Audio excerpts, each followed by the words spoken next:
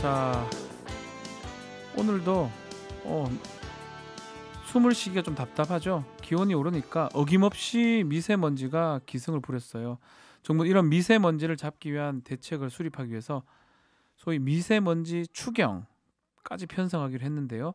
물론 추경 예산을 100% 미세먼지 대책에 쏟는 건 아니지만 미세먼지가 얼마나 심각하면 추경까지 편성할까 이런 생각이 듭니다. 하지만 정부가 급하게 내놓은 미세먼지 비상 대책들이 사실상 의미가 없다고 지적하는 전문가가 있습니다. 왜 그럴까요? 오늘 이슈에서는 이분의 말씀을 들어보면서 대책을 함께 생각해 보려고 합니다.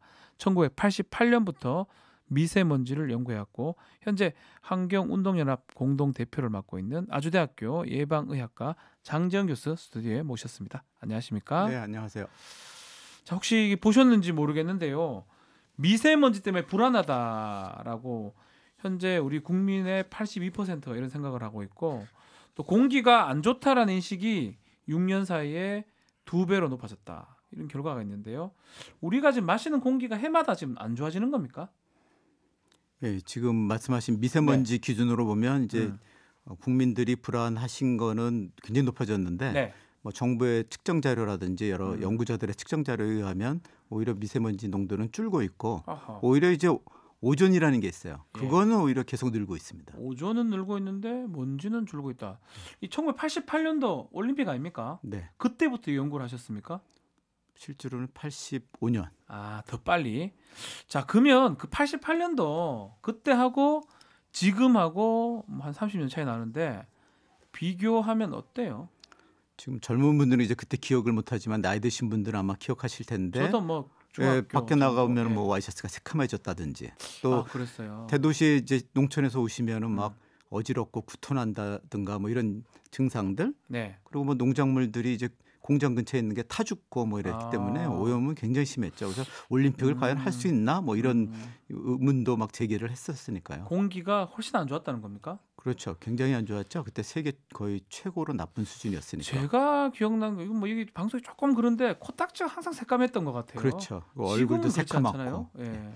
조금 지금이 오히려 그때보다는 공기가 좋아졌다는 게 우리 교수님 말씀인데, 자, 미세먼지, 초미세먼지 나쁨 아니면 뭐 아주 나쁨 이런 날들이 너무 많고 이 공포감도 높잖아요. 그러다 보니까 정부나 지자체가 비상 대책을 내놓고 있는데 이 대책들 말도 안 된다고요? 아니 그런 건 아니고요. 비판적이던데요, 교수님. 그러니까 그런 대책들을 평상시에 세우면 매우 좋은데 왜 그거를 비상이라는 어떤 특정한 시기에 하냐. 그러면 공무원들도 힘들고 또 효과도 없잖아요. 비상저감 조치 말씀하시는 그렇죠. 거네요. 그때만 하고 그다음에는 헛거가 되니까 그거를 평상시 1년 내내 해서 계획적으로 하면은 힘도 덜 들고 또 그것이 계속해서 줄어주는 효과가 있으니까 그런 식으로 평상시 대책으로 바꿔라. 그런 게 이제 지적인 거죠. 평상시로 바꿔라. 그래도 환경을 또 이렇게 일하시는 분인데 단체 대표로 그래도 조금이라도 이렇게 이부제 같은 거 자동차 이부제 뭐 이렇게 하면 이 대책이 있는 동안은 좀 더 나아지는 거 아닙니까? 공기가.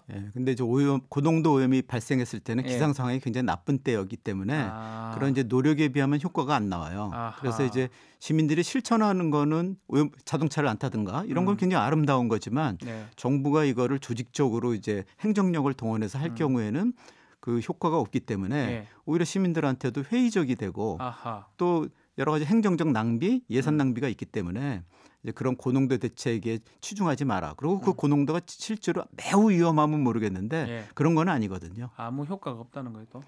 효과가 아주 미미하다. 자, 그러면 어떻게? 지금 말씀하신 것처럼 평상시에 이렇게 해야 된다. 이 말씀인가요? 그렇죠. 평상시 오염도가 아무리 낮아도 그게 저희 건강에 해로워요. 그래서 오염도를 낮추면 낮출수록 좋거든요. 그러니까 평상시 대책이 실제로는 좋은 대책이고 또 평상시에 줄여놔야만 고농도 기상이 나빴을 때 고농도를 좀 줄일 수가 있어요. 그러니까 제방이라든가 뚝을 평상시에 준비해놔야 홍수 때 피해가 없듯이 미세먼지도 평소에 줄여놔야 고농도 때 오히려 농도가 낮기 때문에 피해도 줄어든다 이런 말씀입니다. 자, 그러면 구체적으로 뭐 어떤 것들을 해서 평상시에 오염들을 줄일 수가 있습니까? 저희가 또 오르는 거는 자동차 좀 덜 타고 연료 좀 덜 떼고 뭐 이런 건가요? 그런 거죠. 제가 바로. 알고 있네요. 예, 참. 제대로 잘 알고 계시고 네. 그러니까 연료를 태우거나 예. 또는 뭐 쓰레기를 태우거나 이럴 때 이제 다량 발생하니까 연료를 줄이면 아주 효과가 있겠죠. 또 소각을 줄이거나 네. 또는 뭐 불가피하게 떼야 되면은 좀 이왕이면 깨끗한 연료, 석탄, 석유보다는 가스나 또는 재생에너지를 쓰면 훨씬 좋겠죠. 좋은 연료. 네. 그다음에 어쩔 수 없이 오염물질이 나오는 것들은 뭐 배출 저감 시설을 좀 더 강하게 해서 네. 뭐 줄이는 방법이 있습니다. 아하, 그러니까 그런 원칙에 부합하는 모든 대책은 좋은 대책이죠. 그런 대책은 좋은데 당장 뭐 많다고 호들갑 떨면서 뭐 내일 몰지 마라 그런 거는 좀 안 맞다. 그게 이제 교수님 생각이신데 그렇죠. 이 원자력 같은 경우는 어때요? 이거는 괜찮습니까? 원자력은 이 미세먼지와는 완전 다른 얘기죠. 완전 달라요? 그렇죠. 원전은 이제 결국 폐기물을 우리가 관리할 수 있느냐, 안전성을 관리할 수 있느냐라는 측면에서 찬반이 있는 거지. 예. 이게 지금 뭐 미세먼지하고 관련해서 이게 직접적인 연관성이 있는 거는 아니고. 근데 이제 그거 원전을 좀 추진하고 싶은 분들이 미세먼지 국민들 불안을 좀 얹어가 보자, 타보자, 뭐 이런 해서 연결을 한 거지. 그 물론 이제 논리적으로 원전이 없어지면 화력 발전소가 증가하고 화력 발전소 증가하면 연료를 떼기 때문에 미세먼지 증가하고 뭐 이렇게 되지 않습니까? 그렇죠. 이제 그런 논리를 제공하는 이제 주장하는 건데 네. 또 한편에서는 그러니까 재생에너지를 늘린다든지 뭐 이렇게 하자는 또 대안이 있지 않습니까?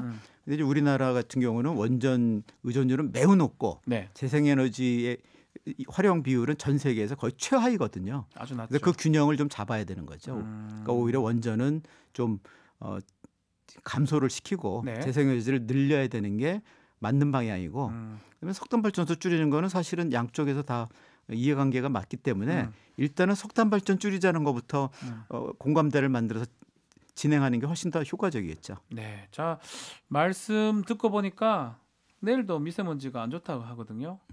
그냥 살아야 되겠네요. 근데 이제 미세먼지가 우리하고 아무 상관없는 것 때문에 생긴다 그러면 네.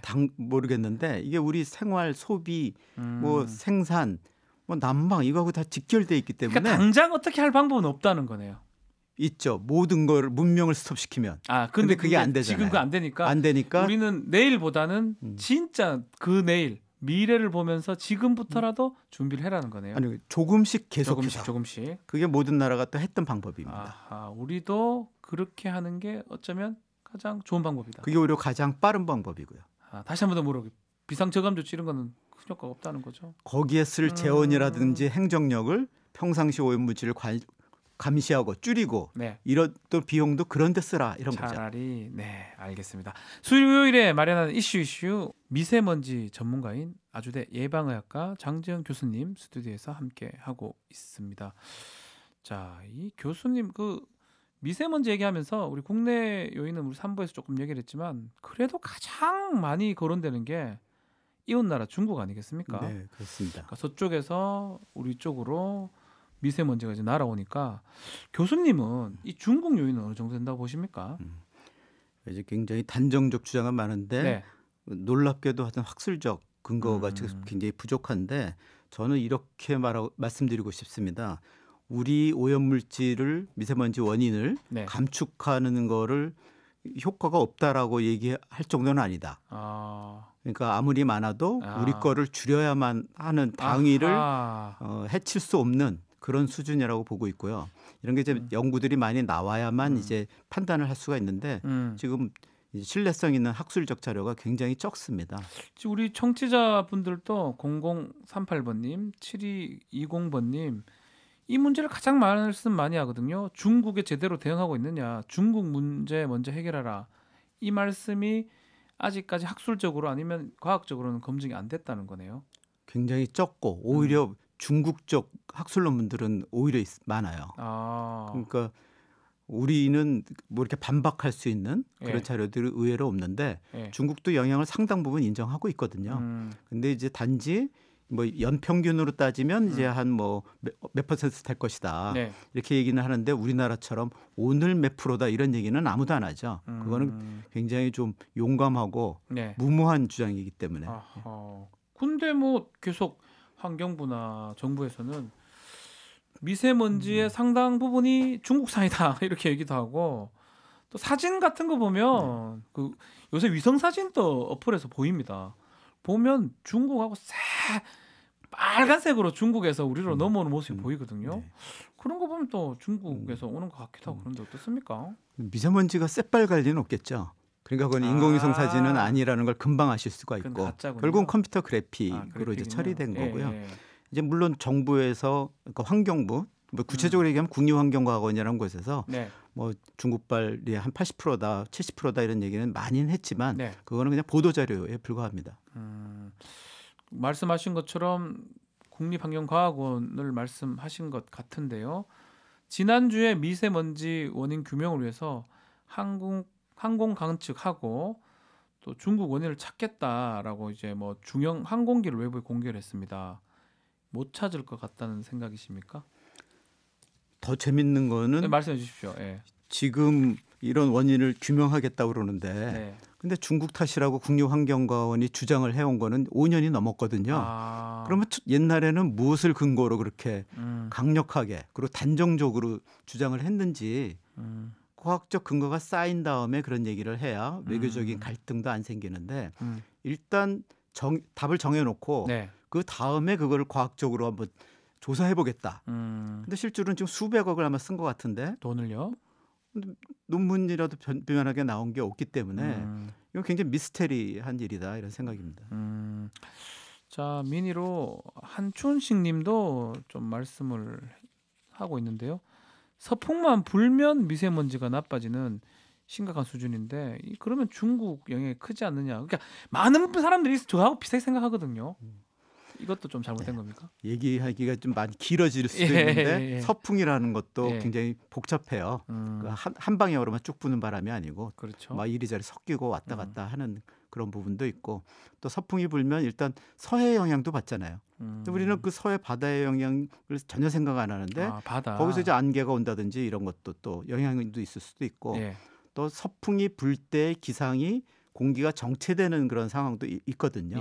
그래서 생각보다는 학술적으로는 이게 그렇게 간단하게 얘기할 수 있는 게 아니고 굉장히 복잡하고 그래서 사실은 굉장한 연구가 필요한 부분이죠. 그렇군요. 자, 그러면 중국하고는 어떻게 풀어야 됩니까?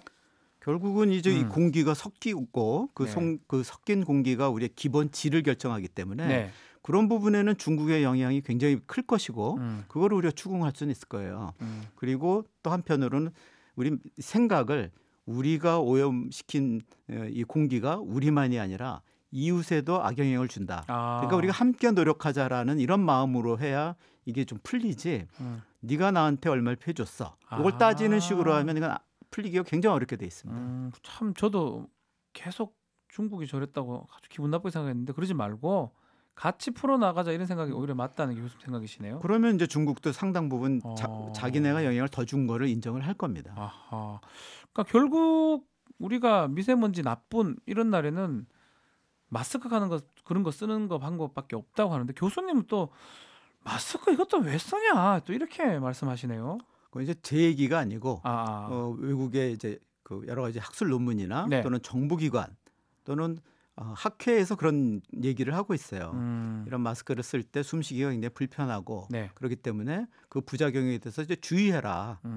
그래서 미세먼지만 걱정하실 게 아니라 마스크 썼을 때 부작용을 같이 봐야 되거든요.